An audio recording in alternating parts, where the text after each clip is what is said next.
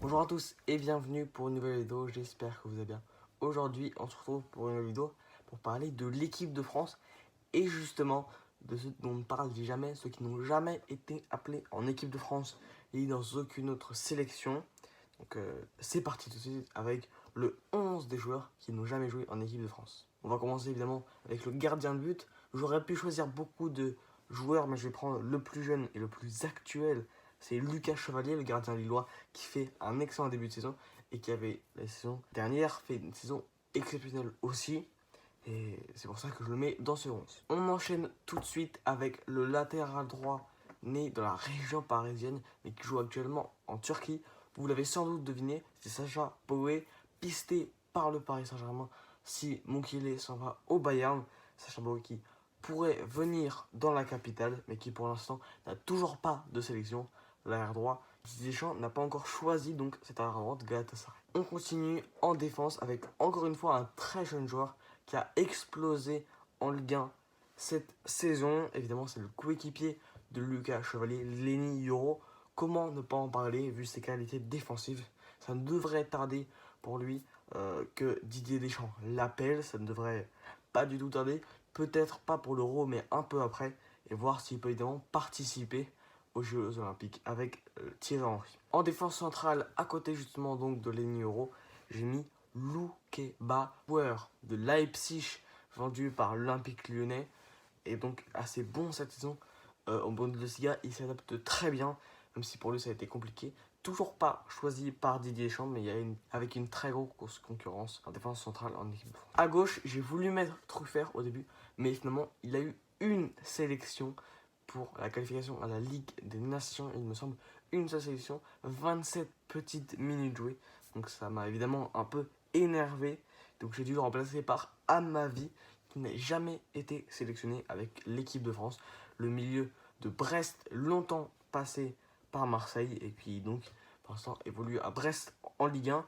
Il n'est pas titulaire, mais il n'a quand même jamais été sélectionné par les Bleus. Je l'ai mis là quand même parce que je voulais mettre Truffert au début, qui lui justement est pisté par Marseille. Et donc lui, l'ancien Marseillais, je l'ai mis dans ce groupe parce que j'ai pas trouvé beaucoup de latéral gauche. Ensuite, encore un autre Marseillais, j'ai mis Valentin Rongier. Et oui, le joueur de Marseille qui n'a jamais été sélectionné par Didier Deschamps, mais peut-être à l'avenir, s'il continue de faire des belles saisons, on rappelle quand même que c'est le capitaine de l'Olympique de Marseille. À côté de lui, j'ai mis le joueur de Crystal Palace, Michael Olise. Je ne sais pas si on prononce comme ça, hein, mais moi je le dis comme ça, Michael Olise, avec son pied gauche magique, très fort pour tirer le coup franc, jamais sélectionné en équipe de France. Ça ne saurait tarder, puisque lui, il impressionne énormément et est titulaire avec Crystal Palace en Première Ligue et maintient son équipe à un très bon niveau.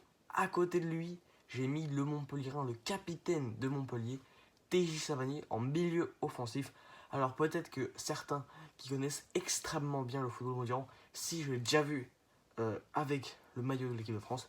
Mais oui, rappelez-vous, c'était pendant les Jeux Olympiques. Il a bien joué 4 matchs, les 4 matchs de la France pendant les Jeux Olympiques à Tokyo il y a 3 ans. Mais ça ne compte pas dans l'équipe de France A, l'équipe de France senior, donc dirigée par Didier Deschamps. Ensuite, on continue donc avec nos 3 attaquants.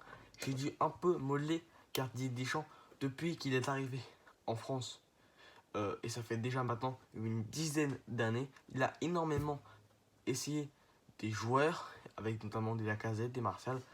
Au début j'ai pensé à eux, mais je me suis dit ils ont forcément une sélection. Et donc je suis parti sur des assez jeunes qui ont, pour les deux que je mets sur les ailes, déjà joué en équipe de France Espoir et même jouent en équipe de France Espoir. Je parle bien du gaucher que je vais mettre à droite, Ryan Cherki, le gaucher qui est en même temps algérien italien. Pour l'instant, il a choisi l'équipe de France, contrairement à ancien joueur de l'équipe de France Espoir, Amine Gouiri, qui a lui choisi l'Algérie. Même si il perd souvent des ballons, il est très bon dans les dribbles, il percute très bien. Et donc, je continue à gauche avec son ancien coéquipier qui vient de rejoindre le Paris Saint-Germain cet été. L'ancien donc lyonnais, vous le connaissez sûrement, c'est Bradley Barcola, qui devient même presque titulaire dans l'équipe de Sénégal. Il a joué les 4 derniers matchs de l'équipe de l'ancien Barcelonais. Il est actuellement très fort, provoque très bien. Et ça, on l'a vu en Ligue des Champions, même face à Newcastle, même s'il a vendangé plusieurs occasions. En pointe, j'ai mis un joueur qui n'est pas habituel. Il n'est jamais à ce poste-là avec son club. Je viens de donner un indice, c'est un club du nord de la France qui a fini dauphin du Paris Saint-Germain l'année dernière. Je veux bien évidemment parler de Florian Sotoka, en soi qui n'a jamais connu de sélection. Aussi bizarre que cela puisse paraître, il n'a jamais été sélectionné par Didier Deschamps et donc le met en pointe. Certes, normalement, il joue à droite. J'aurais pu mettre Eli Wahi, mais je trouve franchement bien meilleur que l'international espoir. A très bientôt pour une nouvelle vidéo. Dites-moi dans les commentaires évidemment si vous voulez une autre vidéo de ce genre où je parle peut-être des meilleurs joueurs à suivre pour les 6 derniers mois ou alors de la meilleure équipe de la mi-saison. Dites-moi tout dans les commentaires. On se retrouve très bientôt pour une nouvelle vidéo.